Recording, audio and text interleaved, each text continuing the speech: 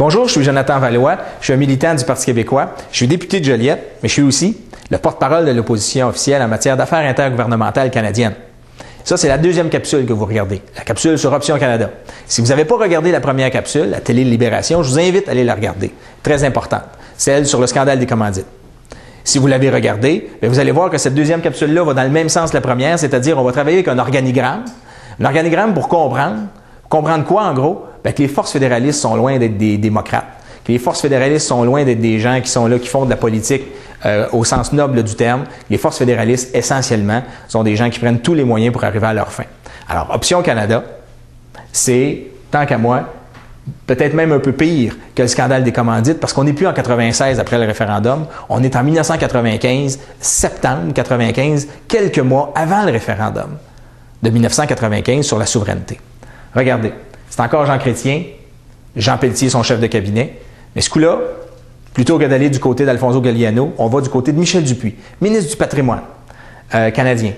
Michel Dupuis, c'est le ministre, il y a une personne qui travaille, non pas dans son cabinet, mais qui travaille dans son ministère, qui s'appelle Liette Doré, qui est la directrice du programme des langues officielles.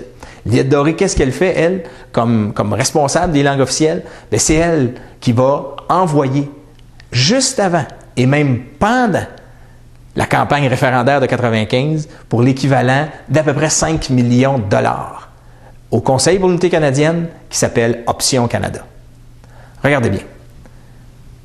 Les forces fédéralistes, comme les forces souverainistes en 1995, ont le droit de dépenser chacun 5 millions de dollars, c'est la loi électorale. 1 dollar par électeur, c'est à peu près 5 millions. Les forces fédéralistes n'en restent pas là. Ils décident de contourner la loi électorale. Alors le comité du non de l'époque, composé de Daniel Johnson, d'Alfonso Galliano, de Jean Charest, de Jocelyn Beaudoin notamment. Bien, ces gens-là, plutôt que de travailler juste avec 5 millions, ils vont travailler avec 10 millions. Pourquoi? Parce que Liette Doré, qui travaille pour Michel Dupuis, qui est un ministre de Jean Chrétien, va envoyer aux forces fédéralistes un 5 millions supplémentaire. En gros, c'est ça, Option Canada. Alors, Liette Doré a fait transiter de l'argent vers qui? Vers Jocelyn Beaudoin. Jocelyn Beaudoin, c'est qui? Bien, essentiellement, Jocelyn Beaudoin, c'est le directeur général du Conseil pour l'unité canadienne.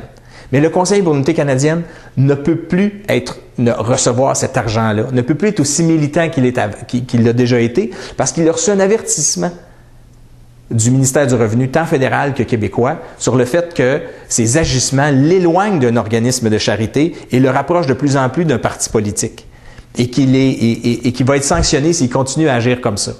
Alors, la veille du référendum, comme le Conseil de l'unité canadienne ne peut plus vraiment agir, qu'est-ce qu'ils vont faire? Ils vont se créer une coquille vide, si on peut dire, qui va s'appeler Option Canada.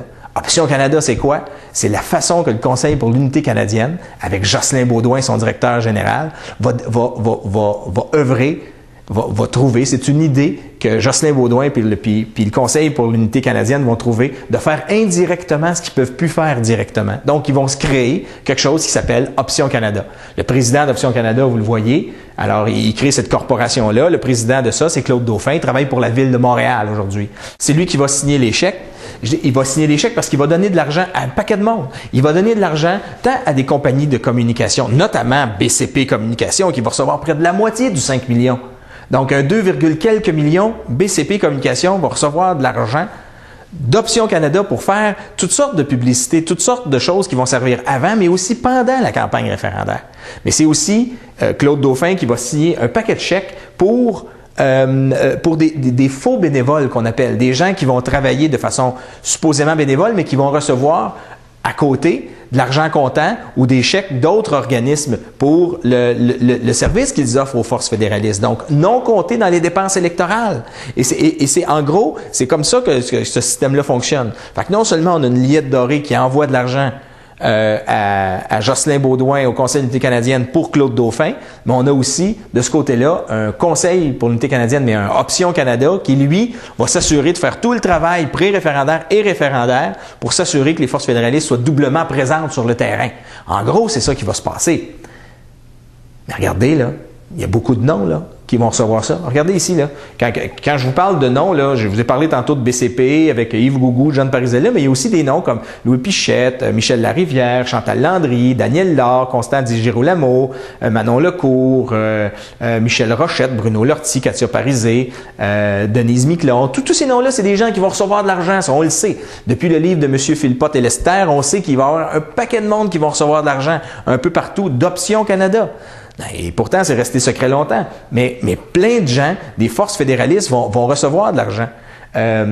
Pierre Petitgros va recevoir 17 000 $ pour 5 articles, publiés 5 jours de fil dans la presse. C'est pas rien, ça. Alors, on voit là, que Option Canada faisait des chèques, s'assurait qu'il y a de la visibilité et toutes sortes de visibilité, soit par des articles, soit aussi du travail de terrain de certaines personnes que j'ai nommées tantôt, soit aussi par le biais des agences. Alors, on voit très bien que Option Canada, c'était essentiellement peut-être le bras le plus obscur des forces fédéralistes en 1995, mais certainement que des gens connaissaient son existence plus que certaines personnes doivent l'affirmer aujourd'hui. Aujourd'hui, là, c'est la valse de l'ignorance par rapport à l'existence d'Option Canada. Option Canada, c'était certainement le bras le plus obscur des forces fédéralistes. En 97, il va y avoir une enquête du directeur général des élections sur Option Canada. On va savoir que Liette Doré envoyait des chèques à Jocelyn Beaudoin. Le Parti libéral du Québec va prêter ses conseillers juridiques pour défendre ces gens-là. On sait les liens que les forces fédéralistes, le comité du non de Daniel Johnson, de Jean Charest, vice-président du comité du non, étant donné qu'il était chef du Parti conservateur à l'époque, il était pas au Parti libéral du Québec, il était chef du Parti conservateur à l'époque. Alors tous ces gens-là vont œuvrer pour défendre les gens qui vont être sous enquête au DGE de 97. L'enquête ira nulle part, malheureusement d'ailleurs. Quoi qu'elle ait repris cette enquête-là, et par chance, grâce à la publication du livre de M. Philpott et M. Lester, Les secrets d'Option Canada, que je vous invite à lire. Mais maintenant, au-delà du fait qu'une enquête est reprise là-dessus, nous savons aujourd'hui que les forces fédéralistes ont œuvré frauduleusement. Nous savons aujourd'hui que le camp du non n'a pas gagné dans l'honneur sa victoire très courte sur les souverainistes, qu'il a pris des décisions et a pris des moyens détournés bien souvent pour arriver à ses fins. Une chose est certaine, avec ce que nous savons aujourd'hui de ce qui s'est passé avec Option Canada à l'époque, bien certainement qu'on est légitimé de faire un autre référendum sur la souveraineté et qu'on devra s'assurer que toutes les règles soient respectées et de se donner des mécanismes aussitôt que nous aurons, ne serait-ce que des soupçons qui valent sur le fait que nos adversaires ne jouent pas le jeu de la démocratie correctement comme ils ne l'ont pas joué en 1995. Alors, en gros, un deuxième organigramme, je vous invite à retenir les noms qui sont là-dessus, parce que dans le troisième organigramme, celui du Parti libéral du Québec et de M. Charest, on va voir que ces noms-là se recoupent encore. Autant ceux de la commission Gomery, scandale des commandites, autant ceux d'Option Canada. On voit encore beaucoup de gens qui finalement œuvrent dans un et dans l'autre.